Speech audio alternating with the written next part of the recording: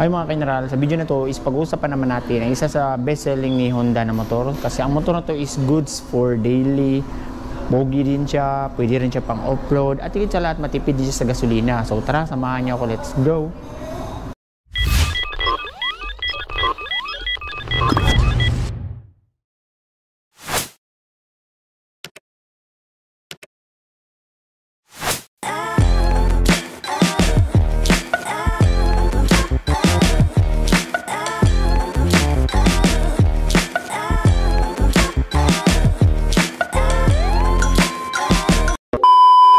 Walang ibang mga kaineral kundi si XRM 125DS.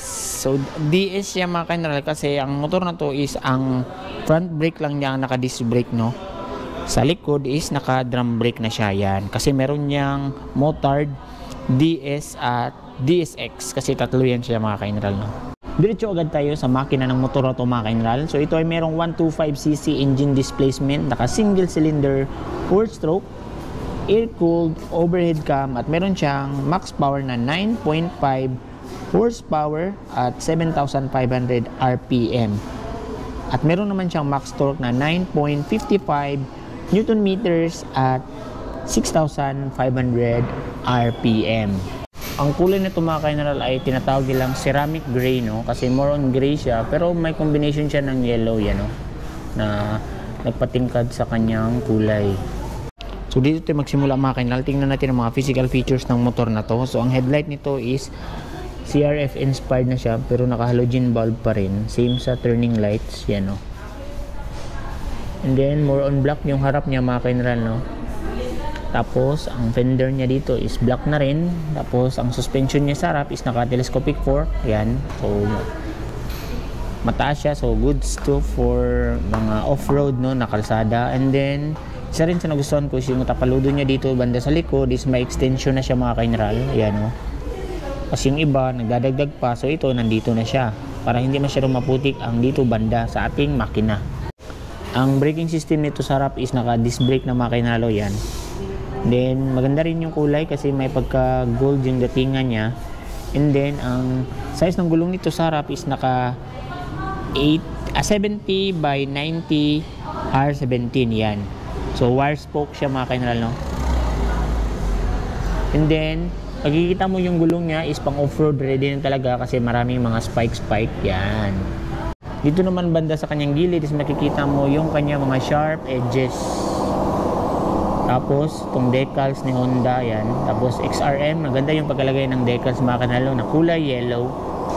Labas na labas yung kulay niya. Then dito na part is dito na yung majority na gray, yan.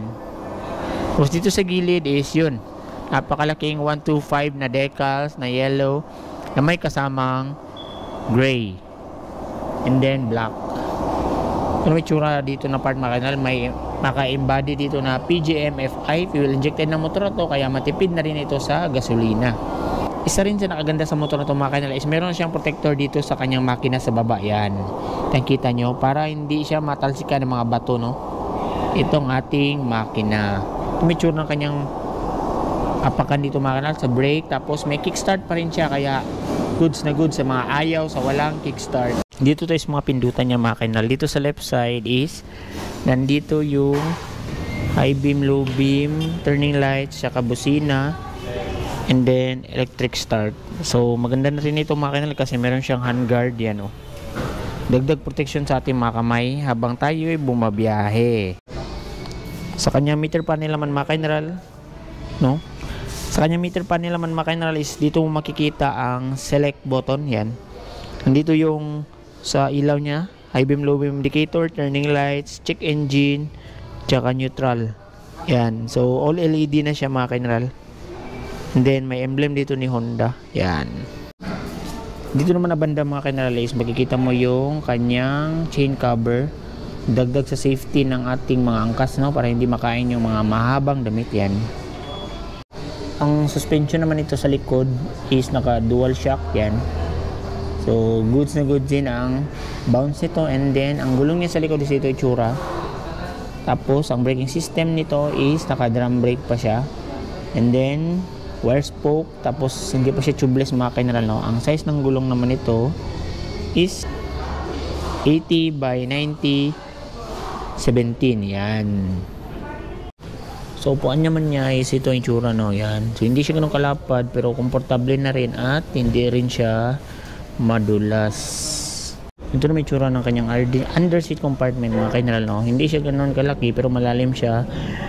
Pero for sure, hindi magsasakto ang helmet dito kasi maliit lang siya, no?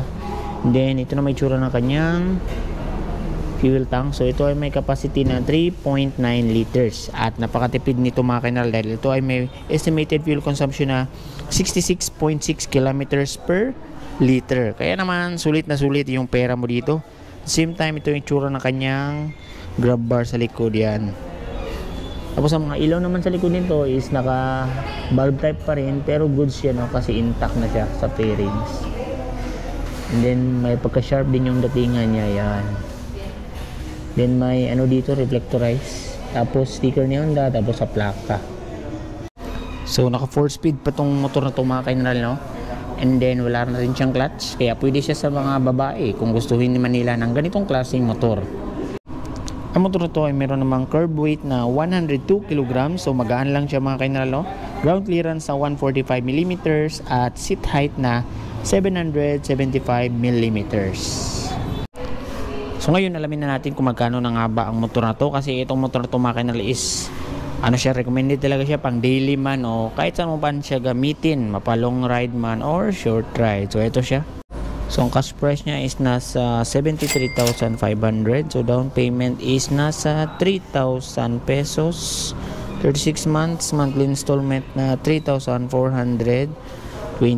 Pero may rebates pa siya na 200. Then ito yung mga freebies nila: helmet, jersey, LTO at insurance. So yun lang, mga kainal, no? Kung may mga motor pa kayo na gusto nating i-topic, especially Honda motorcycles, comment down below para pag-usapan natin yan sa next video. So yun lang, kung mabot ka sa part ng video na to, is gusto kong mag-thank you sa patuloy na panonood at suporta sa ating munting YouTube channels. Stay safe, ride safe. Bye-bye.